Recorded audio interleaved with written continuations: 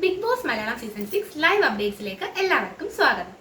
ലാലേട്ടനും big ബോസും എന്തായാലും ഒരു രക്ഷയുമില്ല, പൊളിച്ചടുക്കി എന്ന് തന്നെ പറയാം. ഞാൻ പറഞ്ഞിട്ടുണ്ടായിരുന്നു കഴിഞ്ഞ ദിവസം ലാലേട്ടൻ എന്തായാലും വീക്കെൻഡ് എപ്പിസോഡില് ജാസ്മിൻ ഗബ്രി വിഷയം ചോദിക്കുമെന്ന്. എന്തായാലും അത് ചോദിക്കുക മാത്രമല്ല, നല്ല അടിപൊളി എപ്പിസോഡ് തന്നെയായിരുന്നു. അത് കണ്ടവർക്ക് അറിയാം.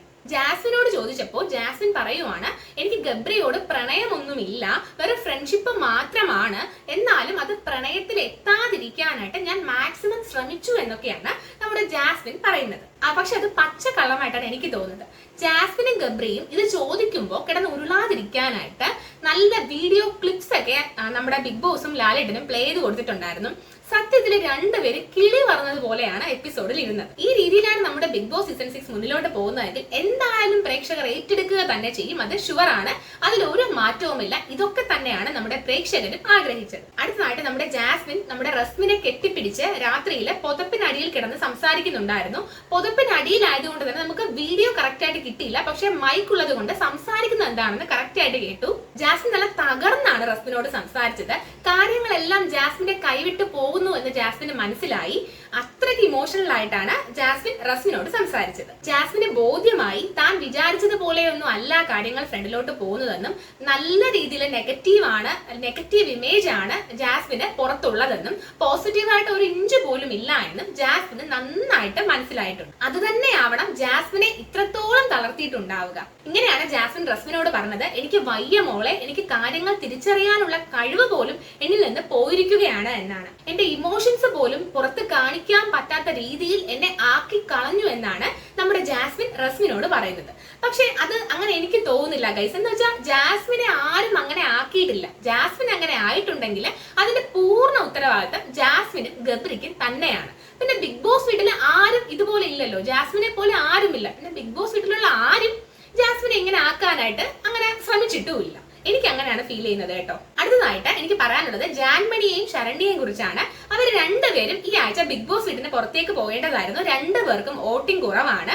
പക്ഷെ വിഷു ആയതുകൊണ്ട് ലാലേട്ടൻ അവർക്ക് ഒരു ചാൻസ് കൂടെ കൊടുത്തു. പിന്നെ മറ്റൊരു കാര്യം പറയുകയാണെങ്കിൽ ബിഗ് ബോസ് വീട്ടില് ഈ ആഴ്ച കൂടെ നമ്മുടെ ജാൻമണി നിൽക്കുകയാണെങ്കിൽ നല്ല കോണ്ടന്റുകൾ ഉണ്ടാവാൻ എന്തായാലും സാധ്യത ഉണ്ടാവുമെന്ന് ഞാൻ വിശ്വസിക്കുന്നു. പിന്നെ ജാൻമണിയെ പറ്റി പറയുമ്പോൾ ജാൻമണിയുടെ സ്വഭാവത്തെ പറ്റിയും പറയണമല്ലോ. കുറച്ചൊക്കെ ഒന്ന് മാറിയിരുന്നെങ്കിൽ നന്നായേനെ എന്നും തോന്നുന്നുണ്ട്. പിന്നെ ഈ പറയുന്ന പോലെ കോണ്ടന്റുകൾ ഉണ്ടാവണമെങ്കിൽ ജാൻമണി മാറാതിരിക്കുന്നതായിരിക്കും നല്ലത് എന്നും പറയാം. ഇതുപോലുള്ള നല്ല കോണ്ടന്റുകൾ തന്നെ ആയിരിക്കും ബിഗ് ബോസിന് ആവശ്യം. അടുത്തതായിട്ട് എനിക്ക് പറയാനുള്ളത് ഗബ്രിയെ പറ്റിയിട്ടാണ്. ഗബ്രി പറയുന്നുണ്ട്, എന്റെ മെന്റൽ ഹെൽത്ത് മൊത്തം പോയി കിടക്കുവാണ്. ഒരു 35 ദിവസമായിട്ട് ഞാൻ ഒരേ ഒരു സ്ട്രെസ്സിലൂടെയാണ് കടന്നു പോകുന്നത്. എനിക്കിനി ഒട്ടും വയ്യ, ഞാൻ ക്വിറ്റ് ചെയ്യാൻ പോവുകയാണ് എന്നാണ് ഗബ്രി പറയുന്നത്. കഴിഞ്ഞ ആഴ്ചയിൽ എന്നെ പറഞ്ഞു വിടാൻ പോയതാണ്, അപ്പൊ അങ്ങ് പോയാ മതിയായിരുന്നു എന്ന് പോലും ഗബ്രി പറയുന്നുണ്ട്. ഇതൊക്കെ കേട്ടിട്ട് ജാസ്മിൻ പറയുന്നത്, ഗബ്രി നീ പോവല്ലേ, നമുക്ക് എന്ത് വേണമെങ്കിലും ചെയ്യാം, നമുക്ക് വേണമെങ്കിൽ മിണ്ടാതിരിക്കാം, കുറച്ച് ഡിസ്റ്റൻസ് കീപ്പ് ചെയ്യാം എന്നൊക്കെ ജാസ്മിൻ പറയുന്നുണ്ട്.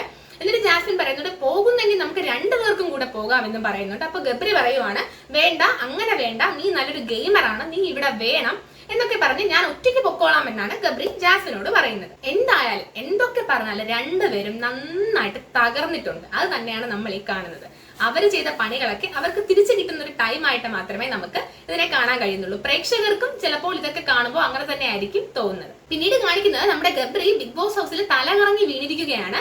ഇന്നലെ ഫുഡൊന്നും കഴിച്ചിട്ടില്ല, എന്തായാലും മാനസികമായി തകർന്നിരിക്കുകയാണ്. കൂടാതെ ആ വീഡിയോ ക്ലിപ്സ്, ലാലേട്ടൻ പ്ലേ ചെയ്ത വീഡിയോ ക്ലിപ്സ് നമ്മുടെ ഗബ്രിക്ക് ഭയങ്കരമായിട്ട് മാനസികമായിട്ട് തളർത്തിയിട്ടുണ്ട്.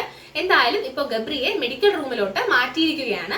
വേറെ പ്രശ്നമൊന്നും ഇല്ലെന്ന് തോന്നുന്നു. പിന്നെ മറ്റൊരു വശം പറയുകയാണെങ്കിൽ ഇതൊക്കെ ഗബ്രിയുടെ അഭിനയമായിട്ടും കാണാം. ഇത് അഭിനയം അല്ലാതിരിക്കാനുള്ള ചാൻസും കുറവാണ്. ഇപ്പോ പുറത്ത് നല്ല നെഗറ്റീവ് ആണ്. പിന്നെ വീഡിയോ ക്ലിപ്സ് കണ്ടപ്പോൾ എല്ലാ കുറ്റവും ഗബ്രിയുടെ തലയിലാണോ എന്നുള്ളൊരു പശ്ചാത്താപമാണോ അല്ലെങ്കിൽ എന്താണെന്നറിയത്തില്ല. എന്തായാലും ഇതൊരു അഭിനയമാവാനുള്ള ചാൻസ് വളരെയധികം കൂടുതലാണ്. ഇനിയും അപ്ഡേറ്റ്സുകളുമായി ഞാൻ നിങ്ങളുടെ കൂടെ തന്നെ ഉണ്ടാകും.